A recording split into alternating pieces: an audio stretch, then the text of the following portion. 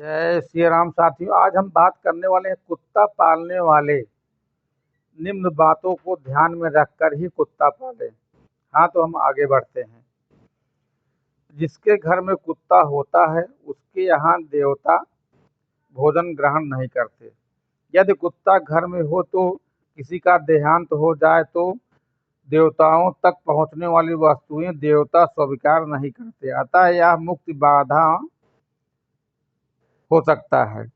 कुत्ते के छू जाने पर द्विजों के यज्ञोपवीत खंडित हो जाते हैं, अतः धर्मानुसार कुत्ता पालने वाले के यहाँ ब्राह्मणों को नहीं जाना चाहिए। कुत्ता के सूंघने मात्र से प्रायश्चित का विधान है। कुत्ता यदि हमें सूंघ ले तो हम अपवित्र हो जाते हैं। कुत्ता किसी भी वर्ण के यहाँ पालने का विधान नहीं है। कुत्ता प्रतिलोमाज वर्णों अत्यंत नीच जात जो कुत्ते का मांस तक नहीं खाती के यहाँ यही पालने योग्य है। और अन्य वर्ण यदि कुत्ता पालते हैं तो वह भी उसी नीचता को प्राप्त हो जाते हैं।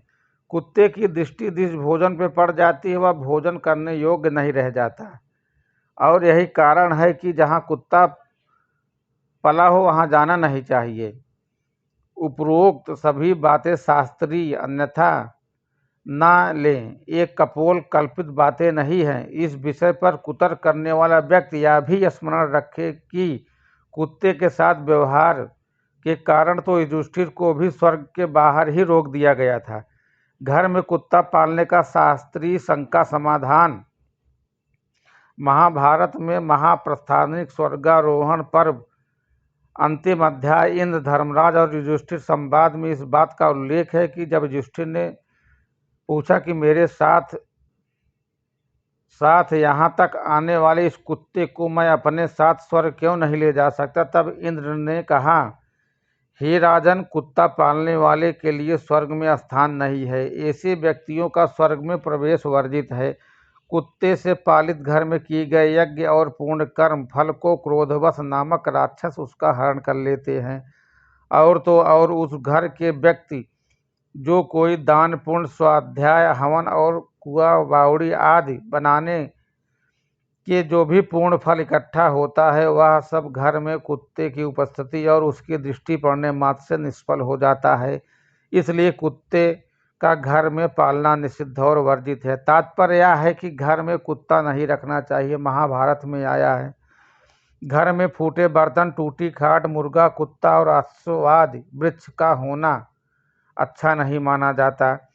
फूटे बर्तन में कलयुग का वास कहा गया है। टूटी खाट रहने से धन की हानि होती है। मुर्गे और कुत्ते रहने पर देवता उस घर में भोजन ग्रहण नहीं करते तथा मकान के अंदर कोई बड़ा वृक्ष पीपल होने पर भी उसकी जड़ के भीतर सांप बिच्छू आदि जंतुओं का रहना अनिवार्य हो जाता है। इसलिए घर के भीतर पेड़ न लगाएं। श्राद्ध करने वाले को ऐसा प्रबंध करना चाहिए कि जिसमें भोजन करते हुए ब्राह्मणों को चंडाल सुअर, मुर्गा, कुत्ता, रजस्वला स्त्री अथवा नपुंसक न देख सके, क्योंकि देव अथवा पितरों के कार्य में होम, दान, भोजन आदि कुछ इनसे देखा जाता है तो वह निष्फल हो जाता है।